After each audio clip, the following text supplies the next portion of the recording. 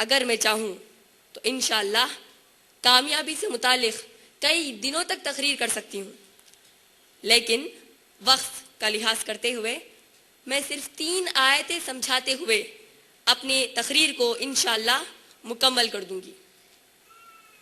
یہ 3 وہ آیتیں ہیں جو شاید ہی کوئی ایسی مسلمان ہماری بہن ہوگی جن کو یہ 3 آیتیں یاد نہ ہوں۔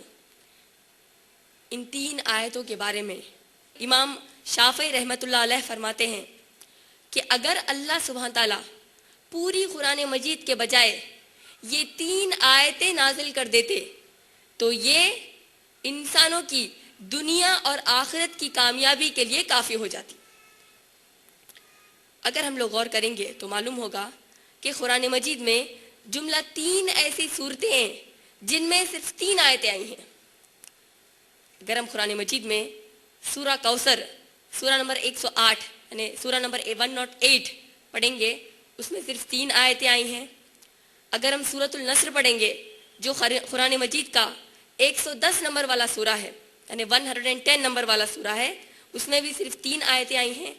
اور جس 3 آیتوں کو میں نے اپنے بیان کے لیے منتخب کیا ہے اس میں بھی صرف 3 آیتیں آئی ہیں، اور اس سورہ کا نمبر ہے سورہ نمبر 103، سورہ نمبر 103، اور سورہ کا نام سورۃ العصر۔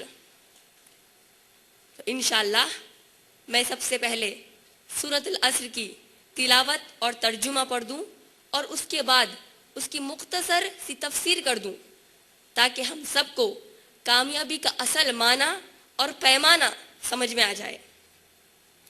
اللہ سبحانہ تعالیٰ فرماتے ہیں سورۃ العصر میں، بسم اللہ الرحمن الرحیم، والعصر، قسم ہے زمانے کی، ان الانسان لفی خسر، بے شک تمام کے تمام انسان بڑے ہی نقصان میں ہیں، الا الذین آمنوا، سوائے ان کے جو ایمان لائیں، وعملوا الصالحات، جو نیک اعمال کریں، وتواصوا بالحق، جو حق پر ڈٹ جائیں اور دوسروں کو حق پر ڈٹنے کی دعوت دیں، وتواصوا بالصبر، جو صبر کریں اور دوسروں کو صبر کرنے کی دعوت دیں۔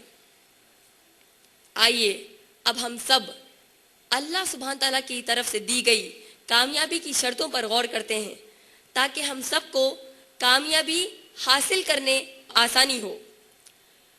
سب سے پہلے جب اللہ سبحانہ تعالیٰ نے اس سورے میں کہا والعصر، قسم ہے زمانے کی، اگر آپ غور کریں گے کوئی بھی قسم کب کھاتے ہیں؟ اگر میں اپنی بات سامنے والے کو منوانا چاہتی ہوں، میں کہتی ہوں میں قسم کھاتی ہوں، اور اگر بات سنجیدہ ہو تو میں کہتی ہوں میں میری ماں کی قسم کھاتی ہوں، باپ کی قسم کھاتی ہوں، کبھی کہوں گی اس قرآن کی قسم کھاتی ہوں۔ اگرچہ کہ اسلام میں سوائے اللہ کی قسم کسی اور کی قسم نہیں کھانا ہے، یہ شرک ہوگا، سوائے اللہ کے کسی کی قسم نہیں کھانا ہے، کھائیں گے تو شرک ہوگا۔ یہ کیسے؟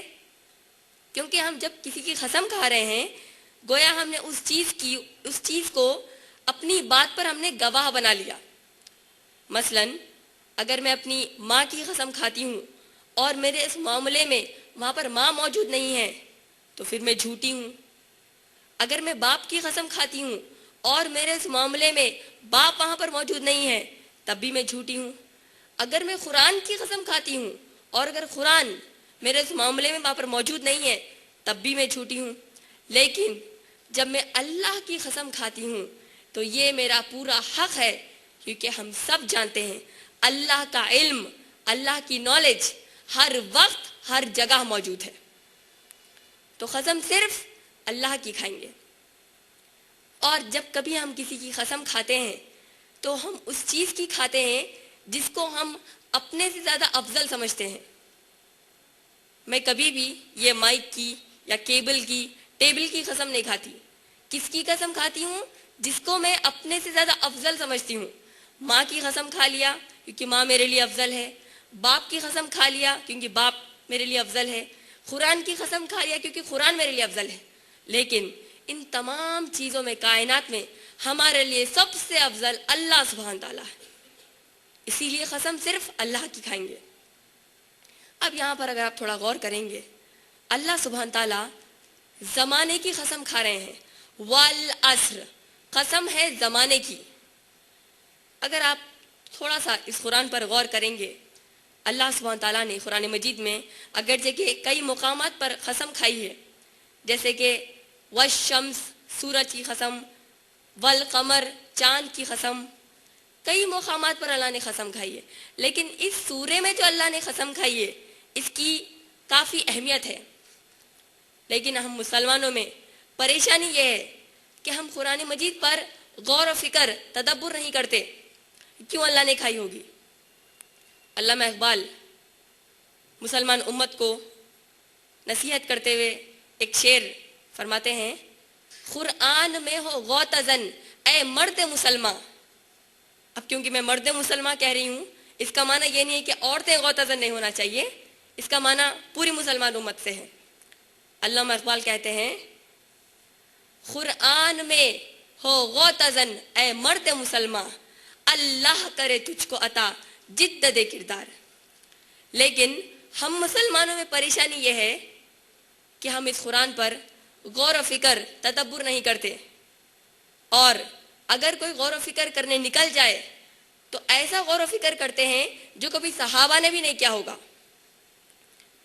غور و فکر جب علامہ اقبال کہہ رہے ہیں کرنے کے لیے، اور جب کسی عام مسلمان سے کہا جائے کہ آپ قرآن میں غور کرو، تو ہم مسلمانوں میں پریشانی یہ ہے، ہم کامیاب اس لیے نہیں ہو رہے ہیں۔ جب قرآن پر کہا جائے کہ غور کرو، فکر کرو، تو ہم کہتے ہیں ہمیں تیرنا نہیں آتا۔ اس کی مثال ایسی ہے کہ اگر میں سوئمنگ سیکھنا چاہتی ہوں، تیرنا سیکھنا چاہتی ہوں، اور دنیا کے سب سے بڑے سوئمنگ ماسٹر کو میں نے بلا لیا اور اس کو کہا کہ آپ مجھے پہلے سوئمنگ کرنا سکھا دیجئے، بعد میں پانی میں اتروں گی، وہ تو کہے گا یہ کوئی بات ہی نہیں ہوئی۔ آپ کو پانی میں اترنا پڑے گا، تب جا کر آپ تیرنا سیکھ سکتی ہیں۔ اسی طریقے سے اگر ہم سب کو کامیاب ہونا ہے، ہم سب کو ہدایت حاصل کرنا ہے، تو 1 کروڑ علماء کے 1 کروڑ سال تک بھی آپ بیان سنیں گے تو کامیاب ہونے والے نہیں ہیں۔ کامیاب کیسے ہوں گے؟ ہدایت کیسے حاصل کریں گے؟ اس قرآن کو ہم خود اپنے ہاتھوں سے کھولیں، اس قرآن کو جو ہمارے تاپدانوں میں دھول میں پڑی ہوئی ہے وہاں سے اس قرآن کو نکالیں۔ اس قرآن کو جو شاید سال میں 1 مرتبہ نکلتی ہے ہمارے گھر سے، اس کو وہاں سے نکالیں اور کھول کر پڑھیے، انشاءاللہ تب جا کر آپ کو ہدایت ملے گی۔ اب جیسے کہ میں بتا رہی تھی کہ قرآن پر غور و فکر، تدبر کرنا چاہیے۔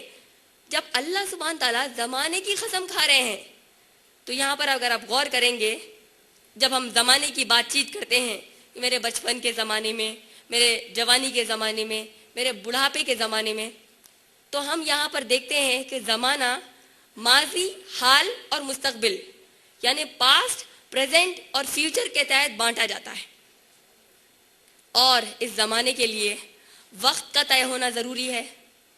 وقت کے طے ہونے کے لیے دن اور رات کا آنا جانا ضروری ہے۔ اس کے لیے کائنات میں سورج، چاند، ستارے، ان سب کا گھومنا پھرنا ضروری ہے۔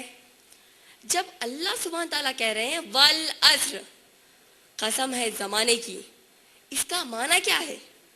اللہ سبحانہ تعالیٰ ہم سے یہ کہہ رہے ہیں کہ یہ جو سورج، چاند، ستارے، جو سیارے ہیں، یہ اس وقت سے موجود ہے جب ہم نے تمہارے سب سے پہلے باپ آدم علیہ السلام کو پیدا کیا اور تمہاری سب سے پہلی ماں حوا علیہ السلام کو پیدا کیا۔